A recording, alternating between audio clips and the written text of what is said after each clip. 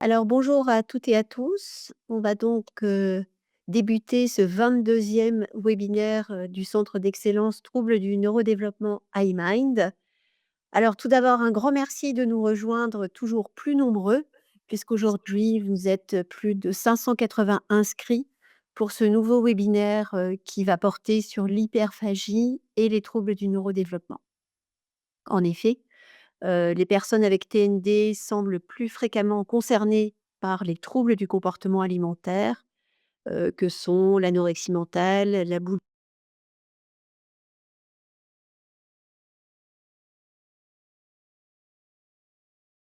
boulimie ou l'hyperphagie-nourriture et à l'image du corps et des répercussions parfois, fortes sur la santé physique et mentale. Alors ce webinaire va nous permettre tous ensemble de mieux comprendre, les troubles du comportement alimentaire, notamment à travers un modèle, descriptif de Fairburn qui met en évidence les liens entre le poids, la forme corporelle et l'estime de soi. Nous allons également, aborder la question des émotions, des comorbidités, notamment psychiatriques, ainsi que les différentes approches thérapeutiques, qu'elles soient médicamenteuses ou non, qui permettent d'améliorer la qualité de vie des personnes concernées par un TND et un TSA. Alors pour guider notre réflexion, nous sommes très heureux d'accueillir la docteure Marine Fabrowski, qui est psychiatre d'adultes à Adipsy, à Lyon, et Régis Joly, qui est une personne concernée, qui a reçu un diagnostic de TSA et de TDAH et qui va nous apporter un éclairage, expérientiel sur le repérage et la prise en charge. Alors avant de leur laisser la parole, pour 1 heure, d'échange et qui seront ensuite suivies de questions et de débats, vous allez tout d'abord assister à une discussion qui durera une trentaine de minutes, puis, suivra un temps d'échange. Vous aurez la possibilité de poser des questions, soit dans le chat, soit de vive voix. Pendant le temps de présentation, je vous remercie de bien laisser vos micros coupés pour ne pas, perturber, l'intervention de nos 2 invités. Et pour finir, ce webinaire est enregistré, donc si vous ne souhaitez pas que votre image soit diffusée, nous vous demandons de bien vouloir couper votre caméra. Vous pourrez ensuite retrouver tout l'enregistrement de ce webinaire sur notre chaîne YouTube. N'hésitez pas d'ailleurs à vous abonner et à communiquer autour de ce webinaire et à rejoindre nos réseaux pour vous tenir au courant de notre actualité.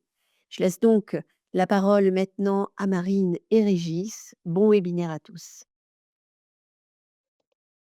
Bonjour à tous. Merci déjà à Imine et au professeur Demilly de nous avoir invités à parler donc de l'hyperphagie et des troubles du neurodéveloppement.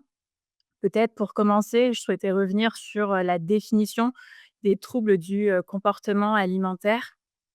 Qu'est-ce qu'on entend par troubles du comportement alimentaire? Selon l'OMS, ce sont des conduites alimentaires qui vont être différentes des attitudes qui sont habituellement adoptées par des personnes qui vont être placées dans un même environnement nutritionnel et socioculturel.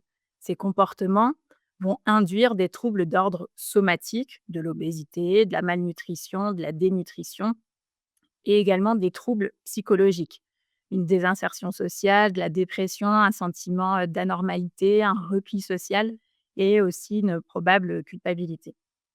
Si on englobe tous les troubles du comportement alimentaire, on estime jusqu'à 10% de la population pourrait être concernée.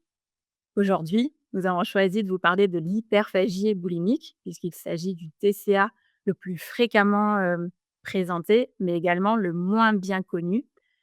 L'hyperphagie boulimique est apparue seulement dans le DSM-5, c'est-à-dire en 2012. Et pour autant, 3% des femmes et 1,5% des hommes présenteraient ce TCA et jusqu'à 30% de la population obèse. Régis, est-ce que vous pourriez nous expliquer en quelques mots comment chez vous l'hyperphagie boulimique se manifeste? Oui, elle se manifeste d'une façon très particulière. Je voudrais juste préciser que, étant gourmet et gourmand, je dois amener une nuance, c'est-à-dire que j'aime énormément manger les choses, délicates, fines ou avec des goûts très prononcés. J'analyse, les saveurs, les arômes, les textures, les décalages de température et avec beaucoup de plaisir. Sauf quand je passe en mode d'hyperphagie et à ce moment-là, bah, je pense que la meilleure façon de l'exprimer, ce serait de dire que j'engloutis et que, bah, à part savoir si c'est sucré ou salé, je ne sais pas grand-chose et ça se passe habituellement quand je me retrouve seul. Particulièrement quand j'ai eu des tempêtes émotionnelles ou de l'anxiété, dans la journée, ça s'accumule et après quand je me retrouve seul le soir, c'est le moment où je peux tomber dans des aliments et à ce moment-là, heureusement, bah, avec la prise en charge qui a été faite, ça va beaucoup mieux de ce côté-là. Mais, dans le passé, je peux dire que j'ai repris un vocabulaire que les jeunes utilisent parfois pour l'alcool, en disant que je me mettais mal, puisque j'allais jusqu'à avoir mal au ventre et des nausées et vraiment, c'est le moment où je ne pouvais plus du tout et je m'arrêtais de manger parce que vraiment le corps ne supportait plus rien. Très bien, merci. Peut-être on va vous partager, pour revenir sur la définition théorique de de l'hyperphagie. J'espère que, le diapo, passe bien. N'hésitez pas à nous le dire si ce n'est pas le cas. Donc là, vous verrez à l'écran, vous voyez surtout à l'écran la définition donc de l'hyperphagie, boulimique. Donc c'est basé sur la présence d'accès hyperphagiques avec, la définition de cet accès qui est une absorption sur une quantité de temps limitée, une quantité de nourriture qui va être largement supérieure à ce que la plupart des gens peuvent absorber sur, un temps, sur le même temps et dans des circonstances, qui vont être compliquées avec ce sentiment de perte de contrôle durant la crise. Pour pouvoir parler d'hyperphagie boulimique, il faut qu'il y ait au moins un accès par semaine pendant au moins 3 semaines.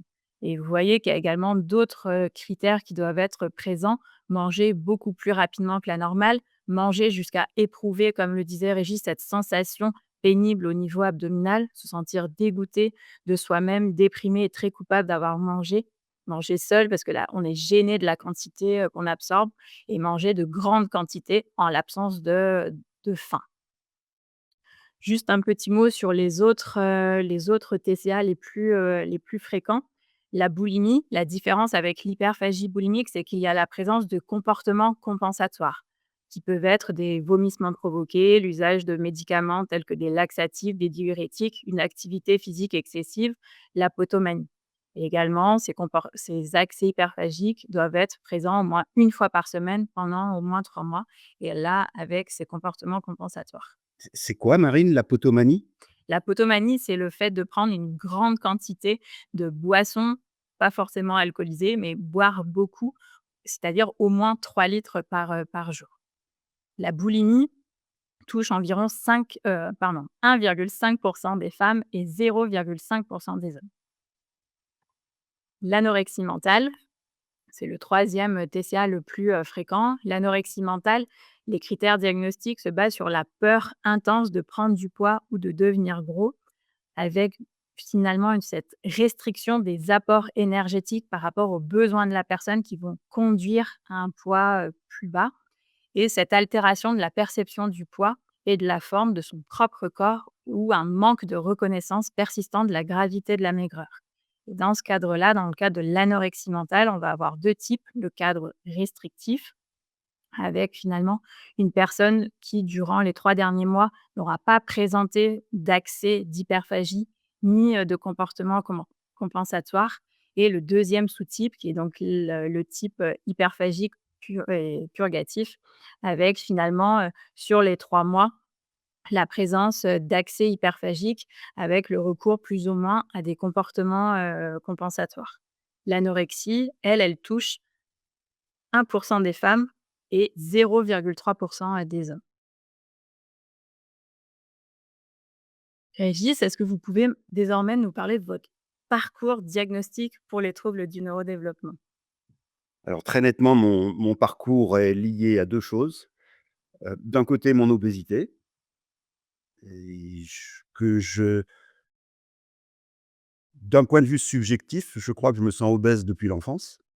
quand je regarde les photos maintenant et même en famille, beh, non, vraiment pas, mais je me sentais trop gros et les commentaires des copains et copines m'aidaient pas beaucoup. Et puis un autre côté, c'était un décalage, relationnel. Quand j'étais lycéen, on me disait que je parlais comme quelqu'un de 30 ans, je m'intéressais à beaucoup de sujets avec, beaucoup de passion et je saoulais les autres avec, mais en fait ça intéressait très peu de gens. Et puis avec le temps, bah, il y a quand même certaines choses qui sont devenues de plus en plus compliquées dans mes relations familiales, la famille nucléaire.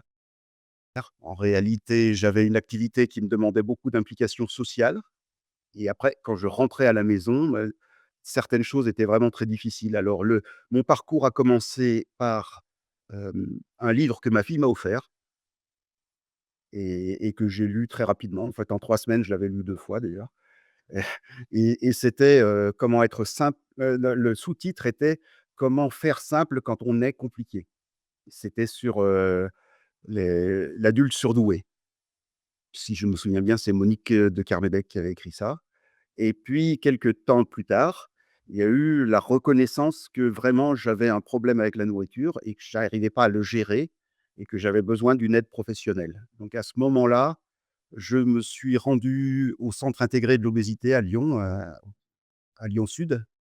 Et dans ce centre intégré de l'obésité, il y a eu comme retour que mon obésité, enfin mon j'avais une hyperphagie, ça a été exprimé comme de cette façon, une hyperphagie sans pratique purgative, mais que cette hyperphagie était uniquement psychogène de leur point de vue, qu'il y avait pas de choses hormonales, il y avait pas de dérèglement neurologique, il y avait vraiment que ce problème, psychologique. Et donc ils m'ont adressé à l'hôpital de jour à Dipsy en disant: «C'est c'est là qu'on pourra prendre en charge votre comportement addictif». Et une fois que je me suis retrouvé chez Adipsy, il y a eu, les discussions autour des hypothèses que j'avais commencé à faire moi à force de au fil de mes lectures. Parce qu'en voyant les choses sur les surdoués ou les HPI ou peu importe comment on appelle les zèbres, j'ai commencé à me dire: «Mais il me semble pas non plus être comme tout le monde». Et donc, à partir de ces hypothèses, j'ai été suivi pour, voir s'il y avait des troubles du neurodéveloppement. Donc moi, j'étais bien là pour mon hyperphagie, mais en cherchant en amont les causes, ce qui a été diagnostiqué, c'était effectivement, un TDAH, avec un score bien développé.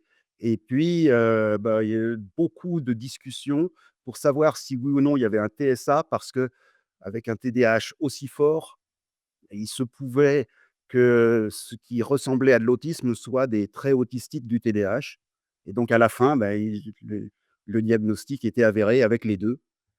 Donc c'est voilà le parcours qui m'a amené jusque chez Adipsy et la prise en charge de mes troubles dans le but, entre autres, de surmonter le symptôme qu'est mon TCA. Est-ce que vous pouvez peut-être juste donner quelques symptômes du TDAH que vous aviez plus jeune et peut-être ceux qui persistent aussi un peu aujourd'hui? Oui, hem un des symptômes les plus marquants, c'était ce que j'ai toujours entendu raconter par ma mère, c'est-à-dire j'étais le troisième enfant et jusque-là, quand elle entendait des enfants qui faisaient du bruit chez les voisins, elle se disait: «Mais ils surveillent donc pas leurs enfants?» Et je suis arrivé et à partir de ce moment-là, elle s'est dit: «Mais tu surveilles pas ton enfant?» Je courais partout, je montais sur la table, puis je tombais du coup, ou au contraire, j'allais sous des meubles, je me relevais d'un coup, je tapais la tête. Ça m'est arrivé de foncer dans les murs parce que j'avais pas réussi à m'arrêter avant. Ça a fini par faire aussi un diagnostic, ça, il y avait aussi un problème de dyspraxie, hem, de l'impulsivité aussi. Et puis, bah, mais depuis tout petit, j'ai appris à compenser. Donc rapidement, j'ai intégré en moi, j'ai refoulé en moi de ces manifestations. Et donc là, je suis parti, vraiment très, très vite sur, une hyperactivité mentale, avec mes centres d'intérêt particuliers que je sais maintenant être, de l'ordre du TSA, mais, j'en avais aucune idée à l'époque. Et bah, j'étais sans arrêt en train de réfléchir à toutes les choses que j'avais découvertes. Et en plus, j'étais continuellement en train d'analyser les comportements des gens autour de moi parce que j'avais systématiquement le retour d'être inadapté et donc j'essayais de correspondre à une personne normale et j'ai développé des compétences en camouflage, assez remarquables. Peut-être pour partager quelques chiffres avec vous, selon une méta-analyse récente, la prévalence du TDAH chez les personnes atteintes d'un trouble du spectre de l'autisme varierait entre 50 à 70. Une autre étude a également montré que 10% des enfants TDAH auraient également un autisme associé. Des études génétiques ont également montré qu'il existerait un chevauchement des traits autistiques et des comportements liés au TDAH chez des jumeaux, ce qui finalement suggérerait que les personnes autistes sont plus susceptibles de développer un TDAH que dans la population générale. 60 à 80% des personnes qui ont un TDAH présentent également des comorbidités associées. Les personnes TDAH sont plus susceptibles de développer un TCA parce qu'il y a un risque multiplié par 3,8 d'avoir un TCA, alors que le risque de présenter un TDAH lorsqu'on a un TCA, là, le risque est multiplié par 2,5. 90% de la population autiste a des troubles alimentaires, qui ne veut pas forcément dire que ça correspond à un TCA. Toutes les particularités alimentaires, la sélectivité alimentaire, le refus des textures, certaines textures, couleurs, goûts, la peur de goûter des nouveaux aliments ou tous les rituels, on ne peut pas forcément toujours définir ça comme un TCA. Il y a également tous les symptômes ou désordres alimentaires, tout ce qui peut être de l'ordre de l'hyperphagie prandiale, le fait de beaucoup manger au cours d'un repas, les compulsions alimentaires et les grignotages. Tout ça, ce ne sont pas forcément des troubles du comportement alimentaire. Mais en 2019, Nickel et collaborateurs ont montré dans une étude qu'environ 5% des participants qui souffraient de troubles de l'alimentation, y compris l'hyperphagie boulimique, avaient également reçu un diagnostic de TSA. Régis, je crois qu'au cours de votre prise en charge, décidément, il y a trop de S dans cette question, il y a une piste de compréhension de votre TCA qui vous a beaucoup aidé. Alors oui, vraiment beaucoup, même si au début, elle m'a complètement perdu. Hem, pour moi, il y avait 2 choses qui étaient absolument opposées. C'était d'un côté, hem, l'hyperphagie et puis de l'autre côté, voilà, du coup, il fallait surtout pas, ben, je le perds, avec la restriction Dr cognitive. Burn. Non, non, la restriction cognitive des personnes qui veulent toujours être, plus minces et qui L'anorexie? voilà, merci. Le mot avait disparu et donc pour moi, les 2 étaient opposés, mais je me suis retrouvé dans des groupes, soit des groupes thérapeutiques, soit des groupes de psychoéducation avec des personnes anorexiques et en partageant nos expériences, en échangeant, je me suis dit que je comprenais parfaitement ce qu'elle m'expliquait et qu'au fil de la journée, j'utilisais ce qu'on appelle la restriction cognitive et donc c'était comme si j'armais une arbalète en tendant toujours plus la corde et plus j'avais tendu la corde dans la journée, plus gros c'était la crise à la fin de la journée. C'est vraiment quelque chose qui m'a aidé à comprendre que, d'autant plus que j'étais passablement dissocié et que tout ce que mon corps et mon inconscient vivaient en émotion, moi je le traduisais uniquement en anxiété. Je faisais, une une accumulation d'anxiété, jour après jour et cette accumulation, je la déchargeais ensuite dans la crise d'hyperphagie. Mais ce qui avait amorcé, c'était la même, démarche, c'était le même moteur que dans le cadre de l'anorexie. Peut-être pour, donner quelques explications, le trouble du comportement alimentaire, aujourd'hui, on sait qu'il va trouver son origine dans une interaction complexe entre différents facteurs. On sait qu'il y a des, facteurs, socio-environnementaux, qu'il y a des facteurs génétiques, biologiques, il y a notamment de la recherche autour du microbiote. Il y aura également des facteurs psychologiques liés à la personne et les facteurs, familiaux. Il y a effectivement donc un modèle qui est donc le modèle transdiagnostique de Fairburn qui est mis en avant pour expliquer les TCA. Hop, on va vous l'afficher à l'écran. Donc Ce modèle, il part d'une base qui n'apparaît pas sur cette illustration, mais déjà d'une perception négative de soi. Et cette perception négative de la personne va entraîner des préoccupations excessives pour le poids et la silhouette. Et ainsi, du fait de cette surévaluation du poids et de la silhouette, la personne va mettre en place une restriction cognitive. La restriction cognitive, qu'est-ce que c'est? C'est donc l'intention de contrôler son alimentation dans le but de ne pas prendre de poids ou d'en perdre. Et à partir de cette restriction, on voit que lorsqu'il y a de la frustration, des événements particuliers, des changements d'humeur, tout ce qui va pouvoir être aussi rattaché aux émotions, il va y avoir de la frustration et donc l'arrivée potentielle d'accès hyperphagique. Et donc les trois grands TCA, aujourd'hui, on peut les expliquer par ce modèle, puisque vous voyez qu'il y a le régime restrictif sans compensation qui entraîne la perte de poids et donc là, on pourrait être dans l'anorexie de type, restrictif. S'il y a des accès hyperphagiques avec, des comportements compensatoires, on pourra parler, s'il y a les 3 du type anorexie avec l'hyperphagie purgative. S'il y a les accès hyperphagiques avec les comportements compensatoires, on sera dans le cas de la boulimie et s'il n'y a pas ces comportements compensatoires, ça sera le cas donc de l'hyperphagie, boulimique. Si on évoque maintenant le lien entre TDAH et hyperphagie boulimique. Qu'est-ce qui pourrait expliquer ce lien? Donc il y a tout déjà les symptômes du TDAH où on peut déjà commencer par cette dysrégulation attentionnelle avec ces moments d'hyperfocus qui vont limiter l'attention sur, les sensations interoceptives. La personne ne se rendra, pas compte de sa faim ou de sa soif. Les accès hyperphagiques pourront arriver comme une stratégie de coping liée aux frustrations causées par des difficultés attentionnelles. L'impulsivité, cette capacité d'inhibition qui va être limitée, la nourriture qui pourra venir aussi pour lutter contre l'ennui et l'inactivité, la dysrégulation émotionnelle avec finalement cette difficulté à gérer les émotions et surtout les émotions, négatives. Tout ce qui va être l'ordre de la dysfonction, exécutive, donc ces difficultés à pouvoir planifier, à préparer des repas, cette difficulté à inhiber, le la poursuite de l'alimentation lors du rassasiement. Le dysfonctionnement du circuit de la récompense, où on sait que dans les 2 cas, ça a été montré que le circuit de la récompense basé sur la dopamine va être perturbé avec cette recherche accrue de récompense immédiate et enfin, cette vulnérabilité génétique familiale qu'on retrouve donc dans l'association TDAH et hyperphagie.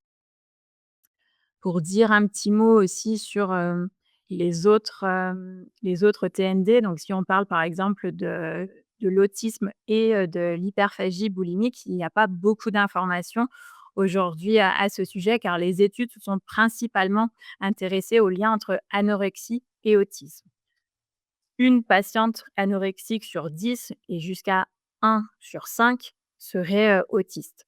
Dans les études qui se sont intéressés à ce lien anorexie, autisme, il y a plusieurs caractéristiques qui ont été retrouvées, telles que le déficit en théorie de l'esprit, c'est-à-dire la capacité à attribuer des états mentaux à autrui, une faible cohérence centrale, la capacité à voir la situation dans son ensemble plutôt que les détails, un trouble des fonctions exécutives, une personnalité craintive, évitante, obsessionnelle et des schémas d'attachement insécurisants et une altération du changement d'approche, c'est-à-dire la capacité à pouvoir passer d'une approche à une autre avec une certaine fluidité.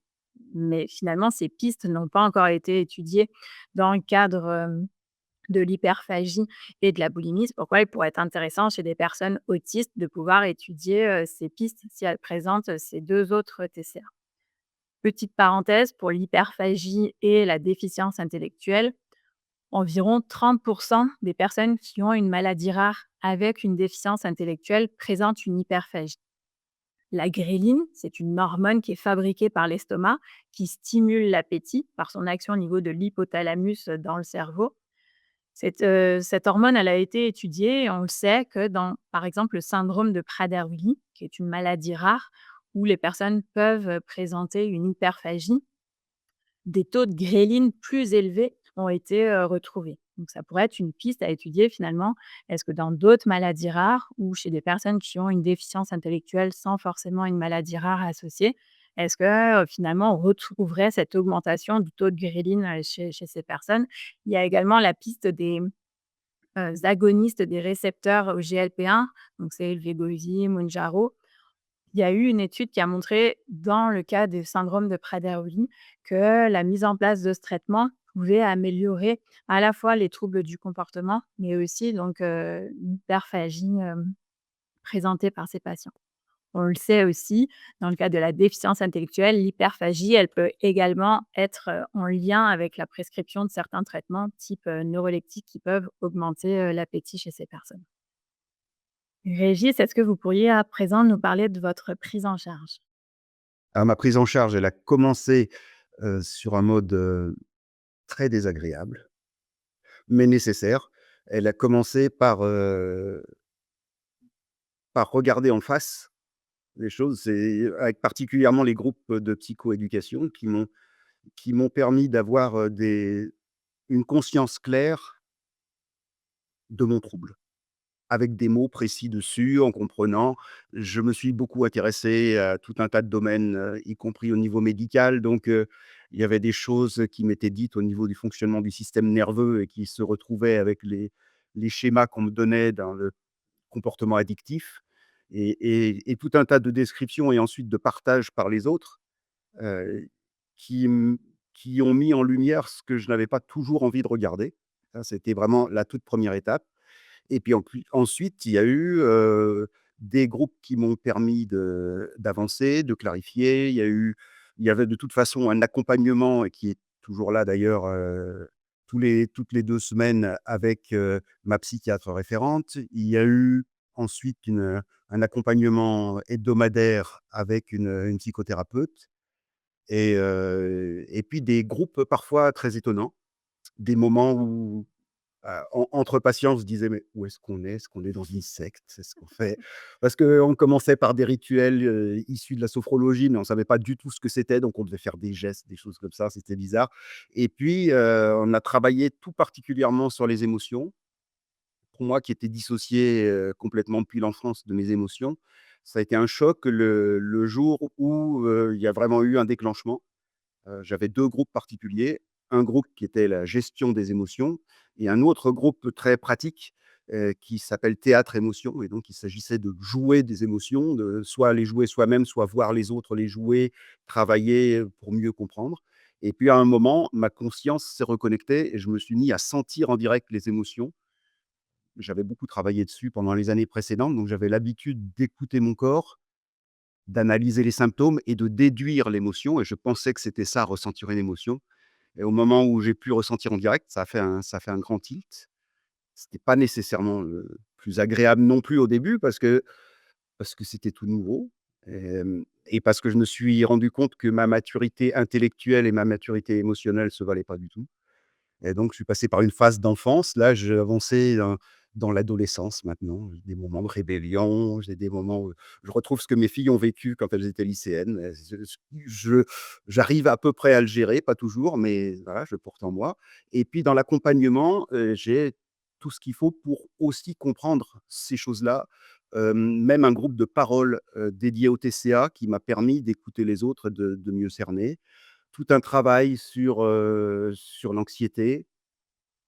Il y a eu, un accompagnement également avec une assistante sociale, pour faire une démarche auprès de la MDPH, donc pardon, la maison départementale des personnes, atteintes de handicap et puis maintenant j'avance sur, également avec une diététicienne, spécialisée dans les comportements addictifs, pour apprendre à gérer, mon rapport à mes crises autrement et désactiver petit à petit la restriction cognitive et puis il y a eu tout un travail sur, la pleine conscience, l'autocompassion et tout ce qui peut faire un petit peu un déficit chez moi, y compris tout ce qui relève de l'estime de soi et de oser m'affirmer tel que je suis. Un petit mot peut-être pour le sommeil, parce que je sais que chez vous, Oui. ça a été aussi, Alors le sommeil a aussi effectivement été un morceau important, plus jeune, j'ai eu des moments très difficiles là-dessus et je me croyais migraineux, par exemple, alors que je faisais des migraines, mais parce que je m'endormais entre 2 et 3 heures du matin, mais je me réveillais à 5 heures du matin pour partir au travail, donc ça faisait pas grand-chose comme sommeil.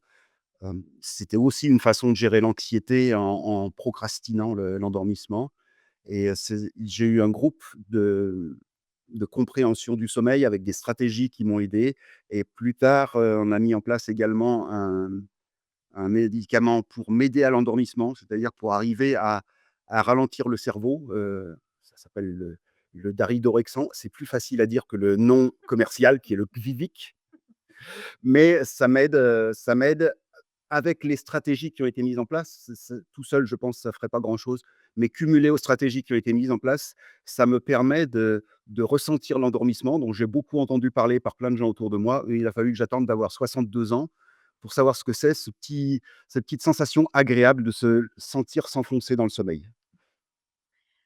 Peut-être quelques mots donc sur la prise en charge de manière, générale.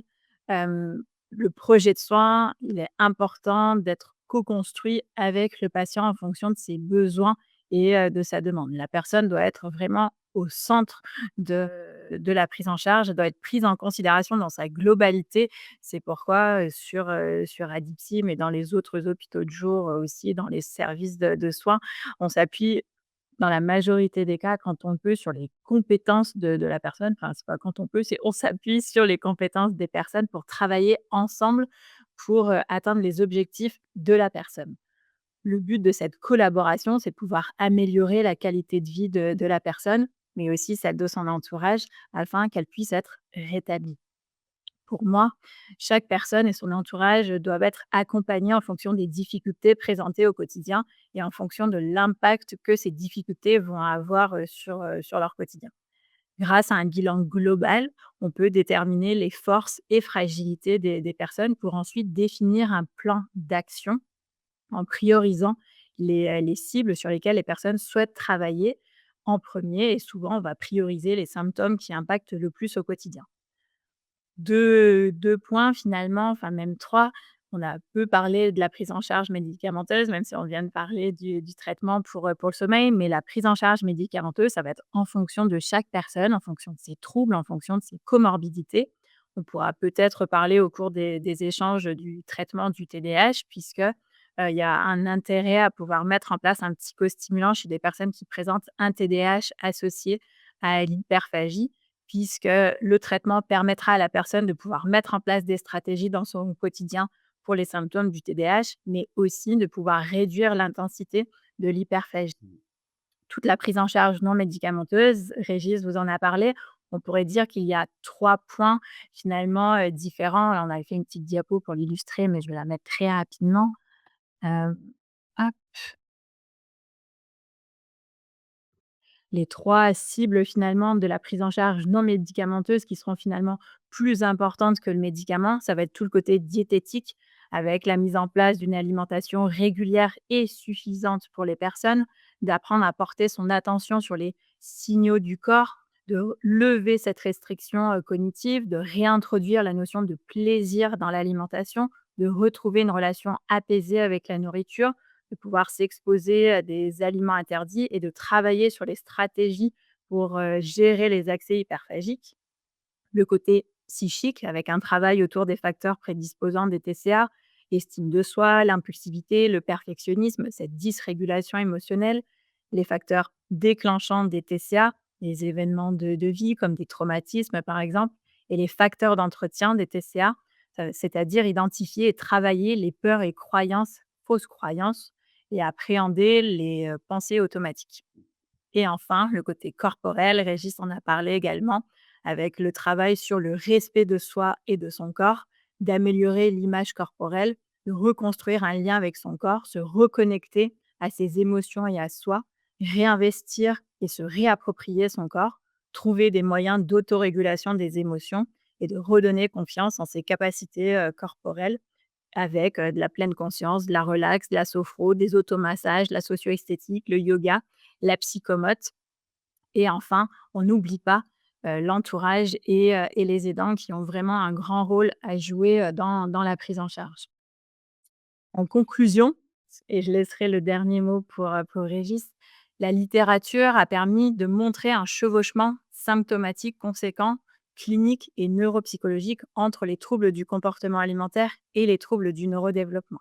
Toutefois, les mécanismes aujourd'hui pouvant expliquer restent encore à explorer, notamment sur le plan neurobiologique et génétique. Mais il est nécessaire qu'un bilan diagnostique approfondi puisse être proposé lorsqu'une personne reçoit un diagnostic de TCA à la recherche d'un ou plusieurs TND ou à la recherche d'un TND, enfin, ou lorsque la personne reçoit un diagnostic de TND, qu'on puisse rechercher ces troubles du comportement alimentaire pour que les stratégies proposées, médicamenteuses et non médicamenteuses, les plus appropriées, puissent être proposées à la personne. Il est également essentiel de prendre en considération toutes les comorbidités, à la fois somatiques. L'obésité est une maladie, donc il faut pouvoir la prendre en charge, mais également toutes les comorbidités psychiatriques. On en a parlé, les troubles de l'humeur, troubles anxieux, troubles du sommeil, les addictions, les addictions avec substance et sans substance, tous les troubles de la personnalité et donc les autres TND et les traumas.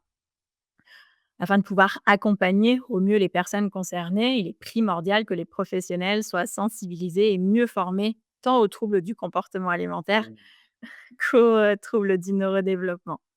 Il ne faut pas négliger la prise en charge des familles, puisque je vous l'ai dit, les familles jouent un rôle majeur dans le pronostic des usagers. Et je vous laisse conclure, Régis. Alors, brièvement, parce qu'on est aussi tenu par le temps, je vais rajouter un élément dont on n'a pas parlé du tout, mais qui a été, marquant pour moi. L'accompagnement dont je bénéficie est qualifié de thérapie courte, mais ça fait déjà plus d'1 an et avec mon TDAH, j'aurais voulu que ça dure, 3 jours, peut-être 3 semaines, mais pas plus et en réalité, cette deuxième année, elle est bénéfique. Je vois bien les choses avancer et maintenant que j'arrive dans une phase plus concrète orientée vers les solutions, ça soulage beaucoup. Mais il a fallu traverser cette période et pendant ce temps, j'ai vu certaines personnes se décourager et abandonner le parcours thérapeutique.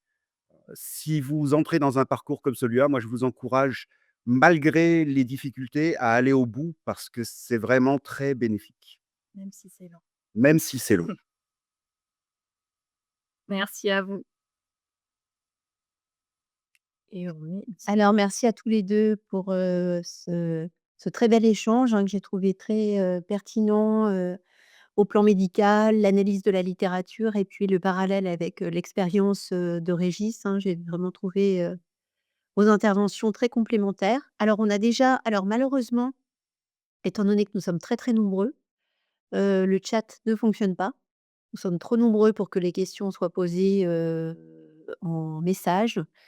Donc on a déjà 2 questions qui ont été posées par mail et pour les autres questions par la suite, je laisserai, nos spectateurs, lever la main pour pouvoir, poser des questions en direct à nos 2 intervenants. Alors la première question, hem, donc c'est une, maman d'un garçon qui est porteur d'une délétion chromosomique 16p11.2 et elle aimerait savoir s'il y a des liens sur la génétique de l'hyperphagie et elle décrit, je la cite, hein: «Mon fils a toujours été en surpoids, y compris dans l'enfance, alors qu'à l'époque, nous pouvions contrôler son alimentation et son activité physique. Aujourd'hui, à l'âge adulte, il est en obésité morbide, aggravée par une dépression». Donc je pense que la question de la maman est double. À la fois, est-ce qu'il y a un lien entre 16p11.2 et l'hyperphagie? Et à la fois, est-ce que peut-être c'est plus fréquent dans certains syndromes génétiques? Voilà, est-ce que, Marine, tu peux peut-être nous dire un petit mot, là-dessus? Toi qui as aussi une expérience, de la génétique sur plusieurs années.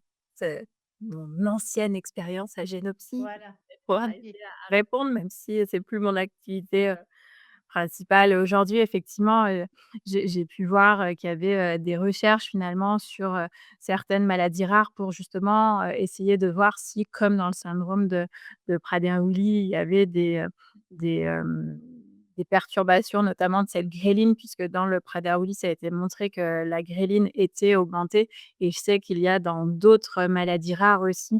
Je sais qu'il y avait le X fragile, mais j'aurais plus en tête toutes les maladies rares, pour lesquelles il y a eu cette proposition de pouvoir rechercher, cette perturbation au niveau de la ghreline.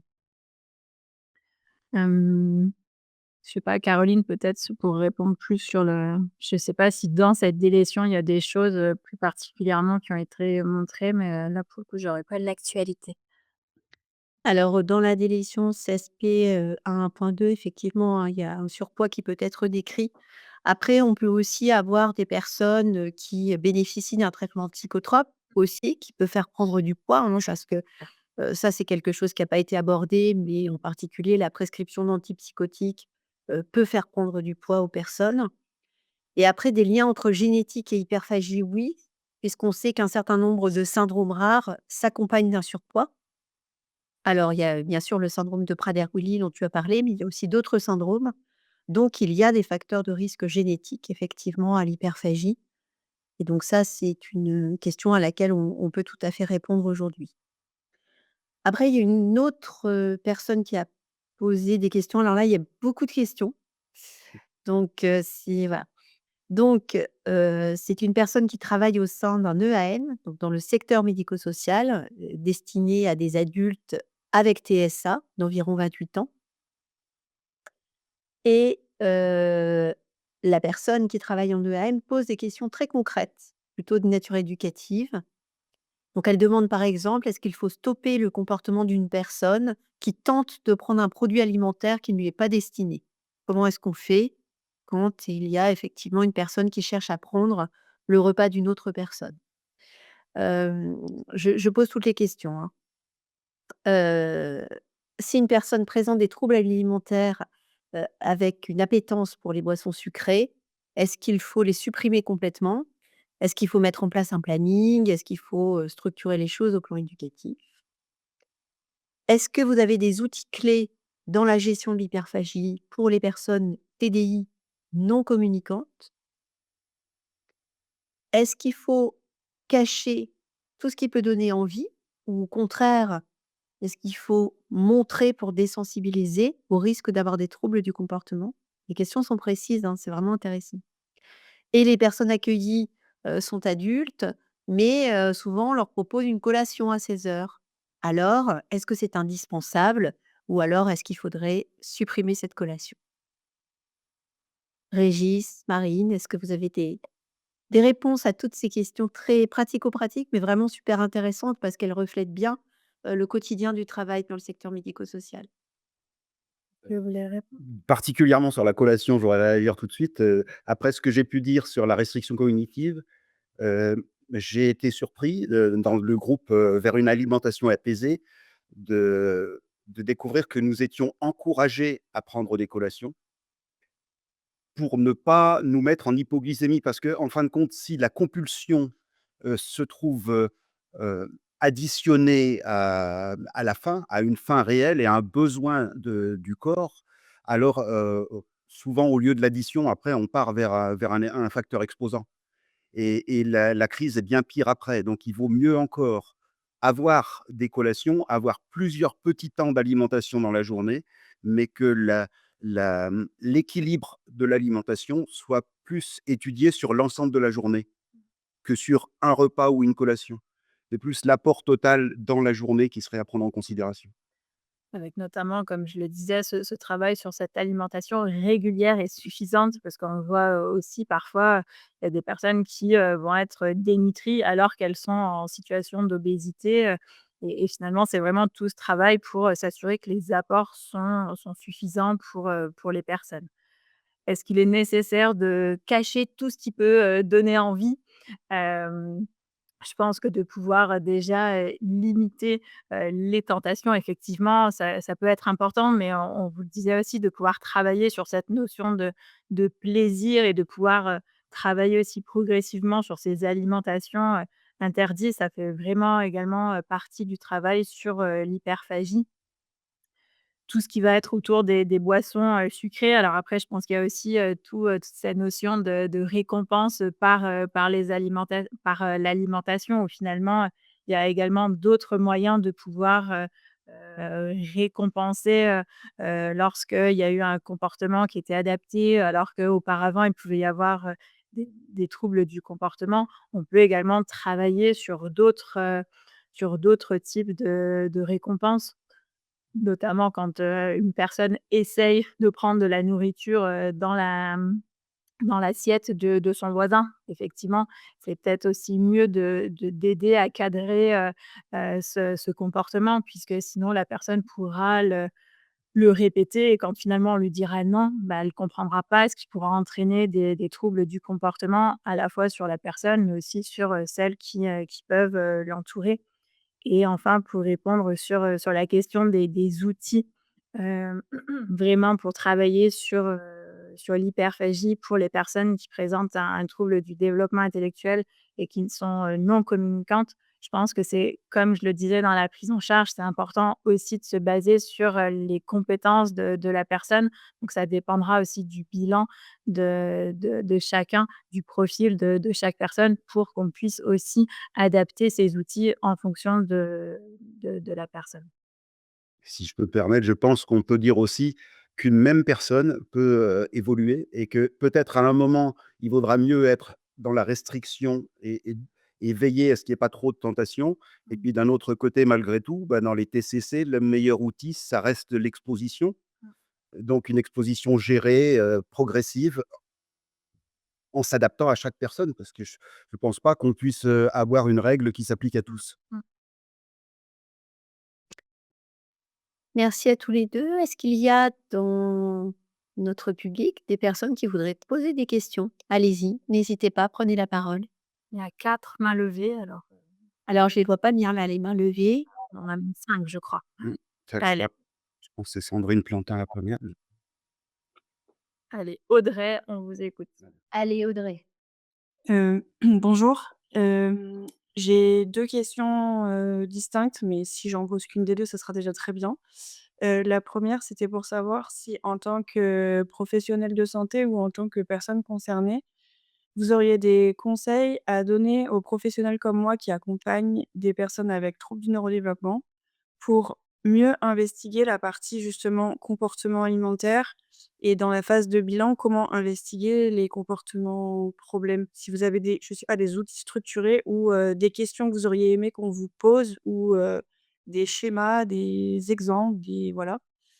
Et ma deuxième question, c'était plus pour la partie, biblio. Est-ce qu'on aura plein la biblio? Et est-ce que, hem, il y a déjà des études qui permettent de faire le lien entre, tel type de processus, neuropsy ou cognitif et la prédisposition ou la prévalence à certains types de troubles du comportement alimentaire. Pour la première question, est-ce que tout ce qui était, Il y a une chose particulièrement moi qui m'a beaucoup aidé, hem, sur le rapport au TCA, c'est les outils comme les calendriers. Faire un calendrier de la consommation. Alors du coup, c'est pas des produits, toxiques, comme l'alcool ou les drogues, mais malgré tout, ça reste une consommation addictive et pouvoir repérer en conscience ce que je mange, ça m'a énormément aidé. Pouvoir faire des évaluations progressives au fil d'un repas, dans des repas thérapeutiques, dire, quel est mon niveau d'anxiété au début de repas et quel est mon niveau d'envie de manger et à chaque plat, se reposer les mêmes questions et voir l'intensité de la faim qui décroît. En réalité, ça a été un des gros apports pour moi de me reconnecter non seulement aux émotions, mais aussi aux sensations corporelles et particulièrement de pouvoir retrouver la sensation de faim et celle de satiété et puis en plus d'introduire la distinction entre satiété et rassasiement. C'est-à-dire, j'ai eu assez de cet aliment, même si j'ai encore faim. C'est toutes des nuances, moi, qui m'ont énormément aidé et particulièrement ces calendriers. Alors, je ne sais pas si on peut les reprendre, mais c'est notre diététicienne qui me les a fournis, mais ils sont vraiment très utiles et il y en a plusieurs sortes en fonction des besoins, en fonction du rapport à l'émotionnel et cetera. peut-être ce que je peux rajouter en plus, souvent, moi, ce que ne serait-ce que pour creuser cette piste d'un potentiel TCA, lorsqu'une personne que je rencontre vient plutôt pour un TND, enfin, je pense aux patients que je reçois actuellement pour des évaluations à la recherche d'un TDAH, c'est déjà enfin, de pouvoir demander aux personnes, moi j'aime bien dire quelle est votre relation avec l'alimentation, avec la nourriture, et finalement, c'est d'aller aussi rechercher, tous ces désordres déjà potentiellement alimentaires, ces grignotages, ces compulsions, ces accès hyperphagiques et comme je vous disais, après pour pouvoir parler d'hyperphagie ou de boulimie, il faut qu'il y ait au moins un accès par semaine pendant au moins 3 mois et finalement, c'est comme ça, moi aussi, que j'ai réussi à pouvoir, creuser potentiellement, des pistes pour des troubles du comportement alimentaire qui n'avaient pas été diagnostiqués et c'est vrai que l'usage de ces agendas, de ces calendriers peuvent, vraiment aider à avoir une vision plus, globale de la situation. Il y a certains, questionnaires aussi qui peuvent être, pertinents.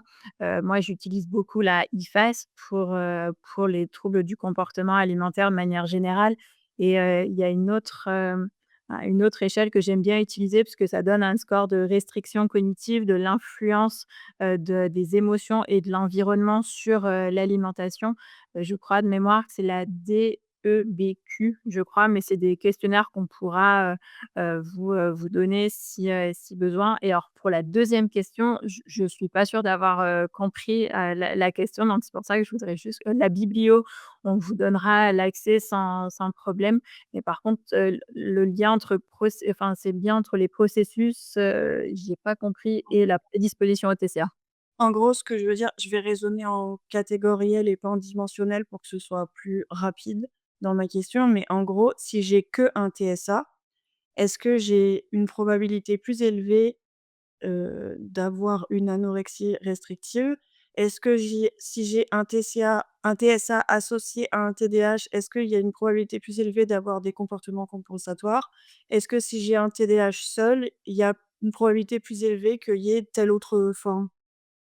Alors Audrey, on va poser à Marine peut-être de vous répondre, directement parce qu'on a d'autres questions et malheureusement, il nous reste, 5 minutes de Mmh. webinaire. Donc on va demander, à aux autres personnes de poser leurs questions et on va demander à Marine et à Régis des réponses très, très courtes en 1 minute. Cécile, on vous passe la parole pour la question.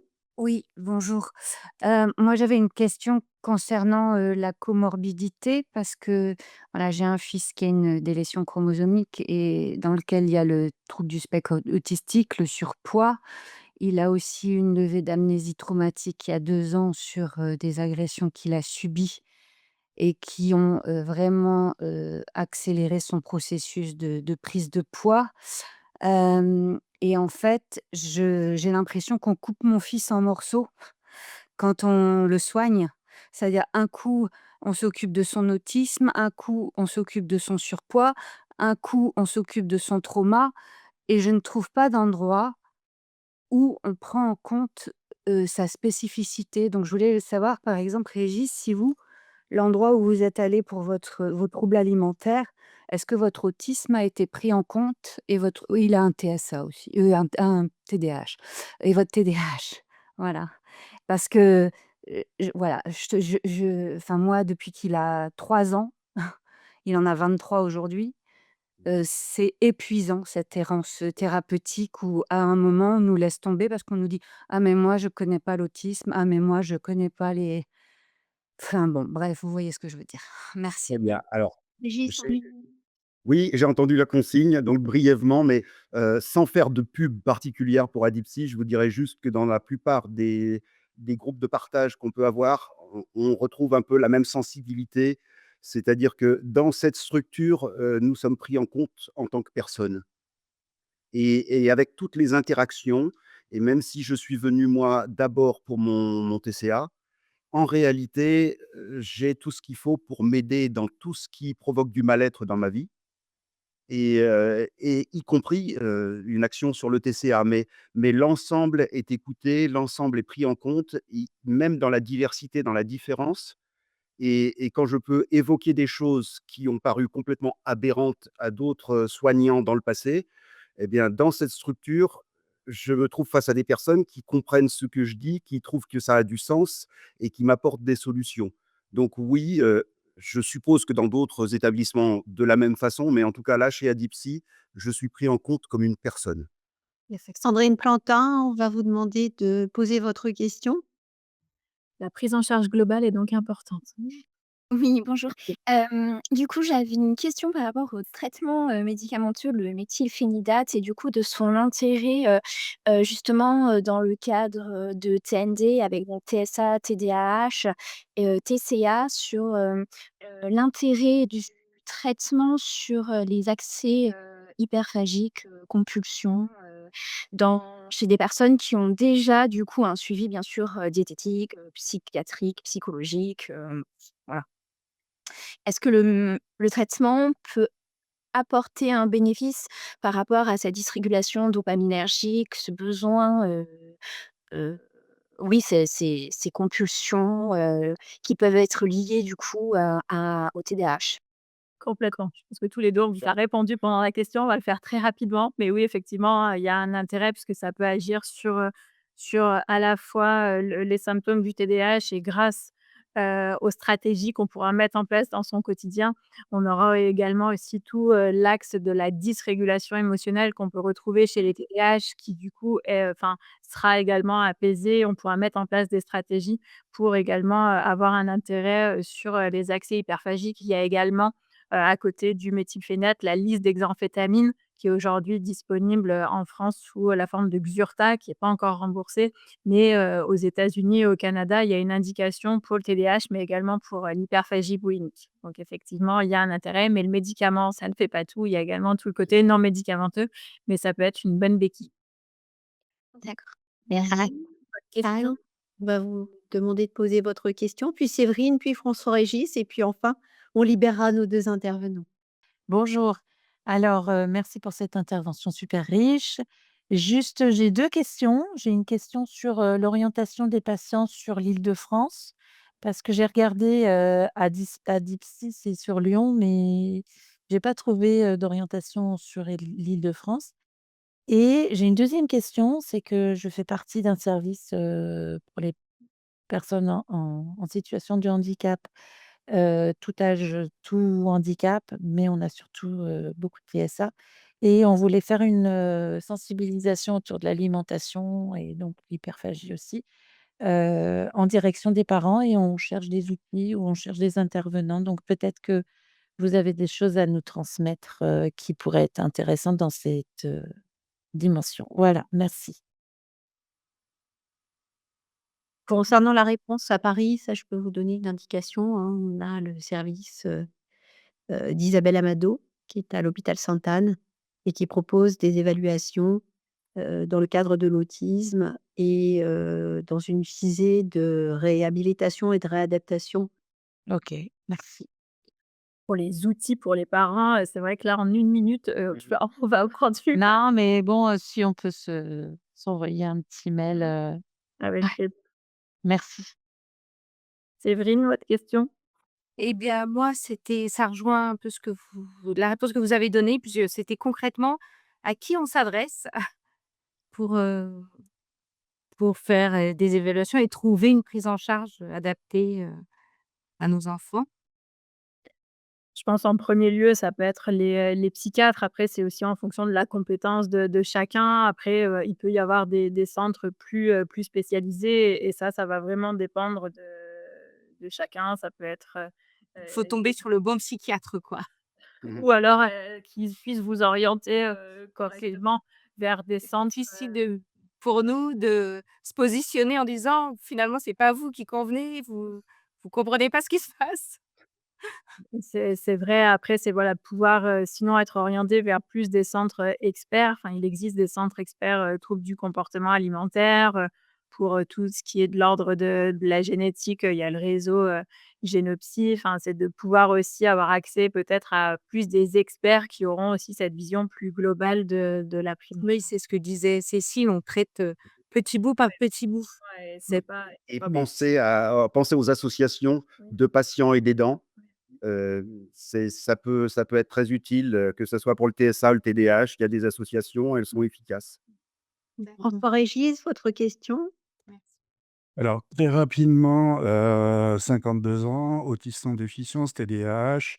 sur des conseils du docteur Mélanie Dautrey. Je bois beaucoup de coca zéro sans caféine, parce que la caféine pour le TDAH, c'est pas bon, m'a-t-elle dit. Ma question est, certaines personnes qui ont un bon traitement au quotidien, heu, soit ont beaucoup d'appétit, soit n'ont pas du tout d'appétit, et l'addictologie est-elle liée, en fait, aux effets secondaires des médicaments que sont la Ritaline ou les escitalopram, quetiapine, dépakine, voilà. Votre question, c'est plus est-ce que le traitement peut, être à l'origine des TCA?